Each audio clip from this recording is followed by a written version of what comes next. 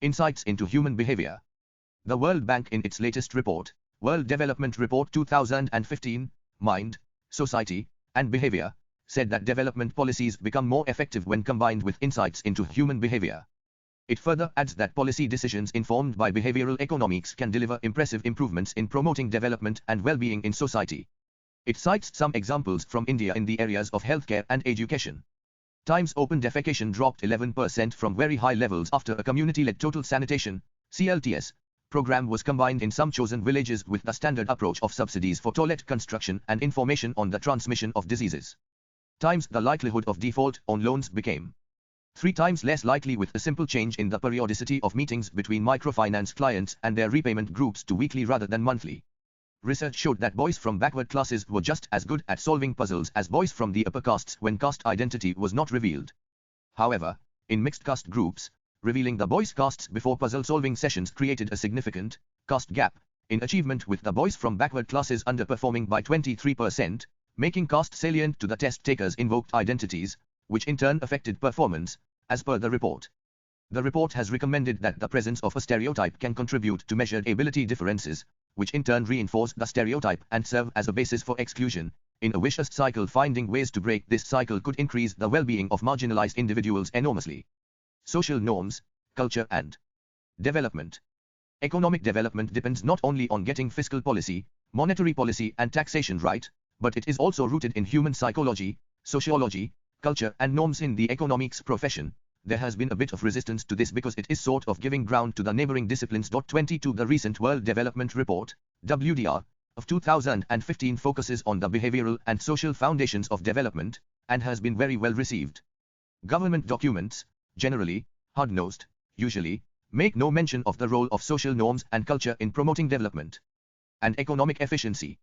However, there is now a growing body of literature that demonstrates how certain social norms and cultural practices are vital ingredients for economic efficiency and growth.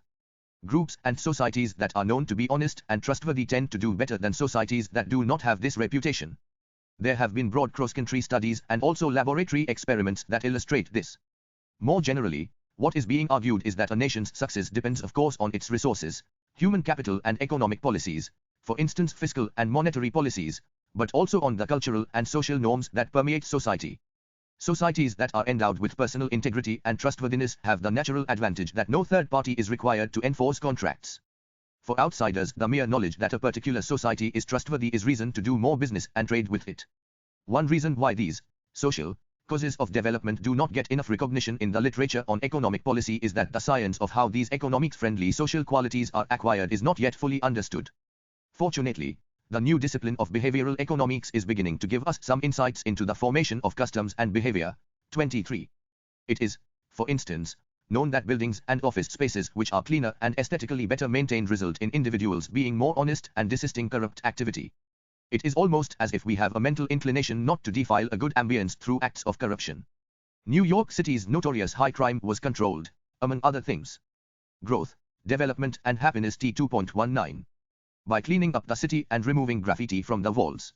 New York's police department took a decision to deter vandalism and graffiti that scar public spaces. This act of making the cityscape more aesthetic somehow made potential criminals less prone to crime. One sees casual evidence of this in the behavior of Delhiites using the metro. It has been widely noted that people behave better when they travel on Delhi's well-maintained metro, postponing their bad behavior to when they come up to the surface again, some would add. All this is in keeping with the influential broken windows theory in sociology, which maintains that, if we control low-level, antisocial behavior and take small steps to improve the environment, this will have a natural deterrent effect on larger criminal behavior and acts of corruption. Also, the sheer recognition and awareness that some collective qualities of citizens, such as honesty and trustworthiness, enable the entire society to do well prompts individuals to adopt those qualities and overcome the ubiquitous freerider problem. There is a growing literature 24 in economics arguing that prosocial behavior, which includes altruism and trustworthiness, is innate to human beings and, moreover, forms an essential ingredient for the efficient functioning of economies. In other words, human beings have a natural ability to forego personal gains for the sake of other people or because that is what is required because of a promise the person had made. This trait may well have evolutionary roots, but its existence is now well demonstrated in laboratory tests by recent studies.